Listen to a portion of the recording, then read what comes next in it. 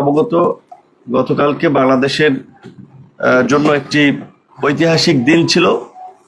সেই দিনে আরেকটি নতুন ইতিহাসের সৃষ্টি হয়েছে জুলাই ঘোষণাপত্র প্রদানের মাধ্যমে।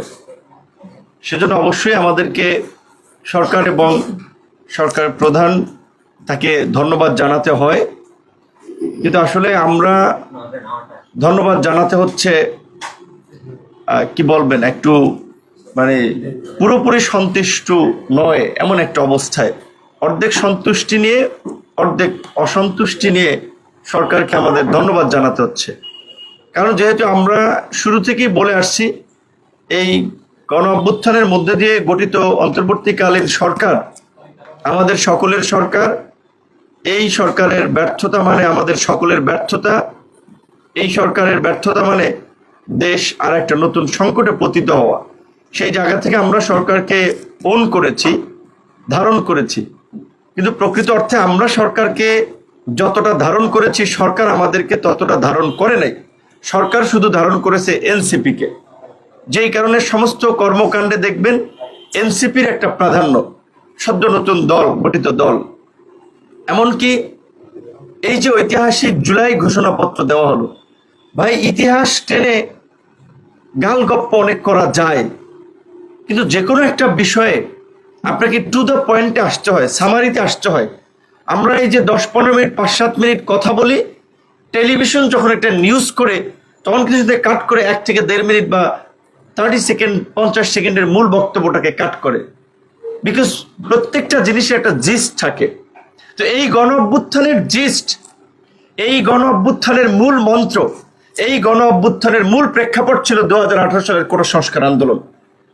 যেই আন্দোলনকে কেন্দ্র করেই, যেই আন্দোলনের মধ্যেই গড়ে উঠেছিল আমাদের ছোট ভাই বন্ধুদের, কিশোর বন্ধুদের নিরাপদ সড়ক আন্দোলন। এবং এই কোটা সংস্কার আন্দোলন এবং নিরাপদ সড়ক আন্দোলনের ধারাবাহিকতায় আমরা তরুণ প্রজন্মকে নিয়ে এই প্রথাগত রাজনীতির বাইরে আমরা সংগ্রাম চালিয়ে গেছি।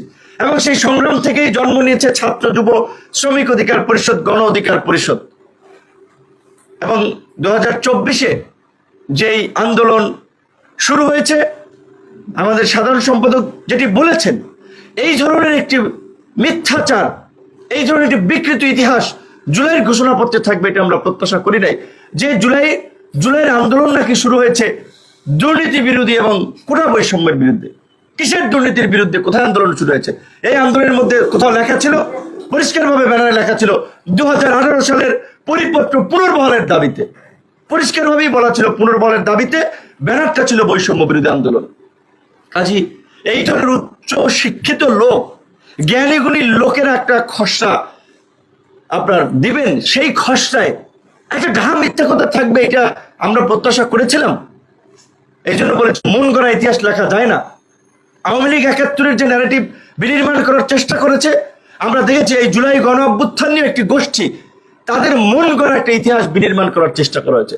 আমরা বিএনপি, জামাত এবং এনসিপির সুস্পষ্ট বক্তব্য চাই। আমরা যতদূর জানতে পেরেছি, এই ঘোষণাপত্র চূড়ান্ত করার আগে দফায় দফায় ফরমালি এবং ইনফরমালি বিএনপি, জামাত, এনসিপিকে নিয়ে বৈঠক হয়েছে। তাহলে বিএনপি, জামাত, এনসিপি এই মিথ্যাচার স্বীকৃতি দিয়েছে কিনা, কিংবা এই মিথ্যাকে ধারণ করে কিনা, আমরা সেটি জানতে চাই তাদের কাছে। যেটা আজকে প্রত্যেকটি দল আনুষ্ঠানিক প্রতিক্রিয়া দিচ্ছে, এই বিষয়ে সুস্পষ্ট তাদের মন্তব্য আমরা জানতে চাই। যেখানে আমরা বারবার এই আওয়ামী ফ্যাসিবাদকে নিয়ে সমালোচনা করি, মুক্তিযুদ্ধের এককেন্দ্রিক বয়ান নিয়ে আমরা সমালোচনা করি, তাহলে কেন আমরা এই জুলাইয়ের গণ অভ্যুত্থানের 1 বছরে আমরা শহীদদের সংখ্যা নির্ণয় করতে পারলাম না? কেন এই ধরনের একটা বড় ডিস্টেন্স, যেখানে জাতিসংঘ বলছে 1400, সরকারি হিসেবে 836, বেসরকারি হিসেবে কেউ বলছে 1000 খানেক, কেন এই ধরনের তারতম্য হবে?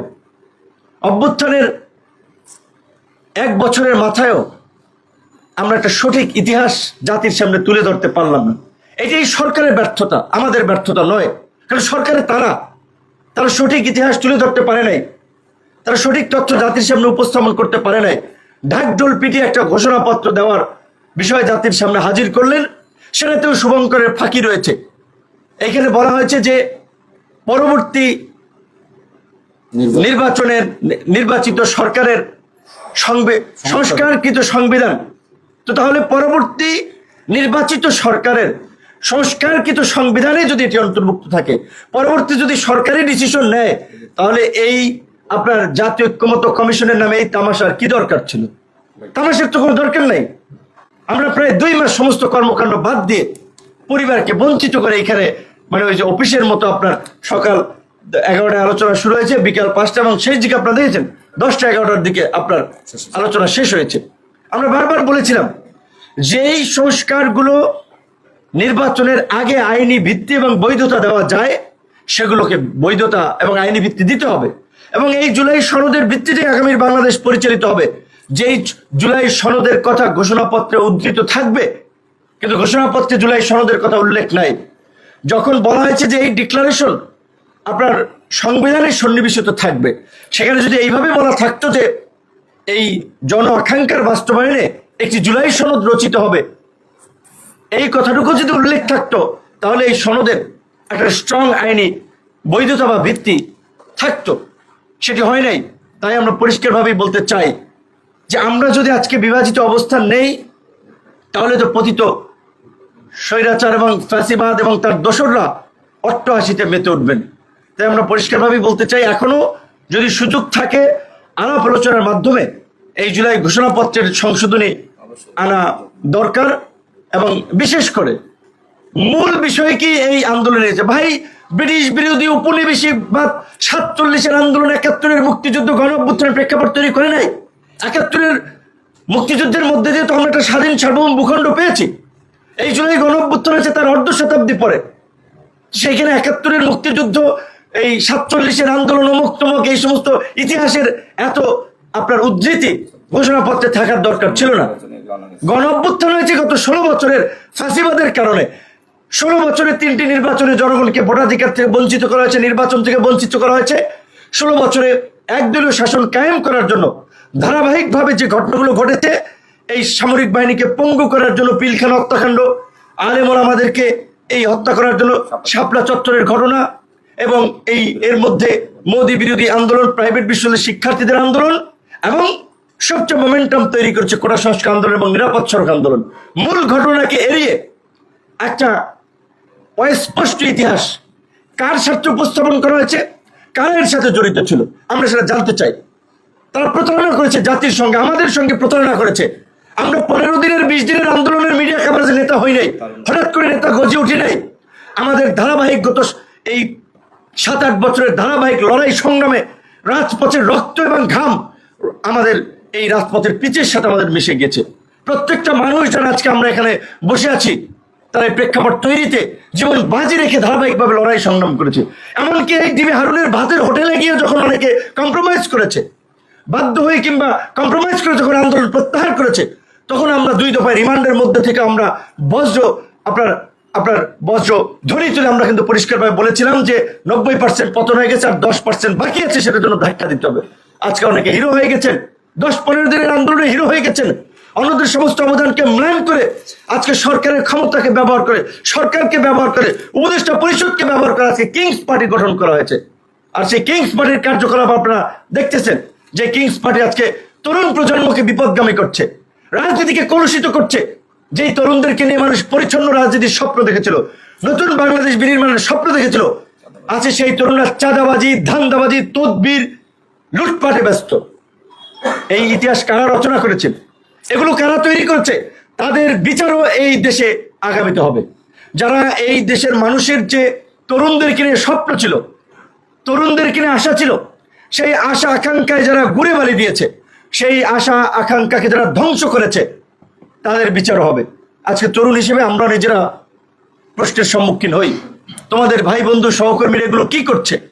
তাই সরকারকে বলতে চাই, আপনারা আশকারা দিয়ে এগুলো করেছেন, আপনাদের দায় রয়েছে। সেই দায় মোচনের জন্য হলেও অন্তত এই আন্দোলনের অন্যান্য অংশীজনদেরকে যথাযথ মূল্যায়ন করে এই ঘোষণাপত্রে তার সঠিক আপনারা বিবৃতি জাতির সামনে প্রকাশ করবেন। এবং আগামীতে যে জুলাই ঘোষণাপত্র হবে, সেই জুলাই ঘোষণাপত্রের কিভাবে আগামীতে যে জুলাই সনদ ঘোষণা করা হবে, সেই জুলাই সনদে কিভাবে সকলের আকাঙ্ক্ষাকে প্রকাশ করা যায়, অংশীজনদের ত্যাগের মূল্যায়ন কিভাবে করা যায়, তাদের ইতিহাসকে কিভাবে তুলে ধরা যায়, এবং এই জুলাই সনদকে আপনার মেঘনা কাটার মতো এইটা জাতির মুক্তির সনদে রূপান্তর করা যায়, আইনি ভিত্তি দেওয়া যায়, সেই বিষয়ে আপনারা পদক্ষেপ নিন, আলাপ আলোচনা করুন এবং এই জুলাই সনদের ভিত্তিতেই আগামী নির্বাচন হবে।